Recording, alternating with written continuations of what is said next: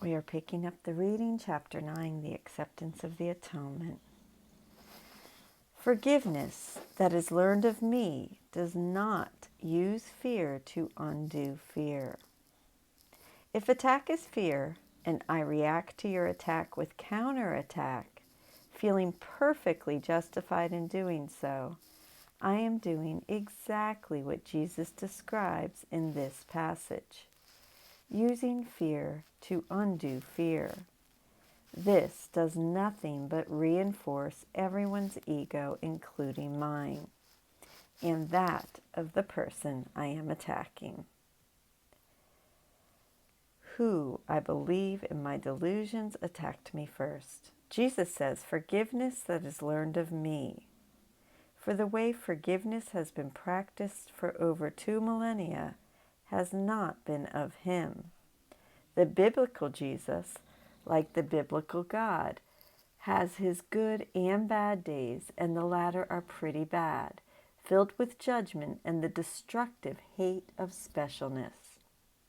It is because people routinely use these biblical figures as the basis of forgiveness, defying the all-inclusive nature of love, that Jesus needs to contrast forgiveness to destroy with his forgiveness that does not react to attack with attack or fear with fear.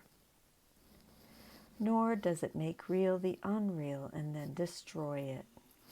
Wars are excellent examples of this. We take the unreal enemy, the projection of our guilty self, and make him real and seek to destroy him. Every war is based on this insanity, for all parties come from the same premise of separation, sharing the one ego interest of perpetuating the illusion of sin, guilt, and fear of punishment. Forgiveness through the Holy Spirit lies simply in looking beyond error from the beginning and thus keeping it unreal for you. Do not let any belief in its realness enter your mind, or you will also believe that you must undo what you have made in order to be forgiven. Once we believe that we have to undo what we made to be forgiven, we have made the error real. Yet all we need undo in order to be forgiven is our mischoice, correcting the decision-making mind's prior mistake of choosing the ego. We do not make amends on the level of behavior unless that is the kind and loving thing to do. Unlike most spiritualities, this course says nothing about behavior or form. The question is always not what we are to do, but with whom we will do it.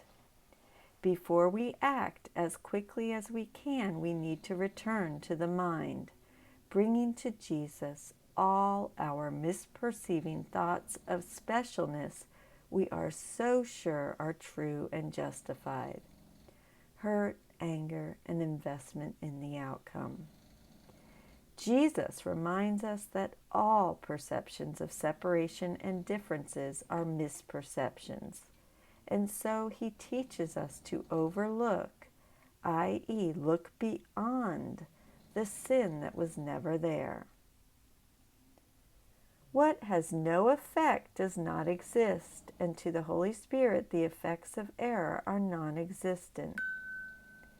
By steadily and consistently canceling out all its effects, everywhere and in all respects, he teaches that the ego does not exist and proves it.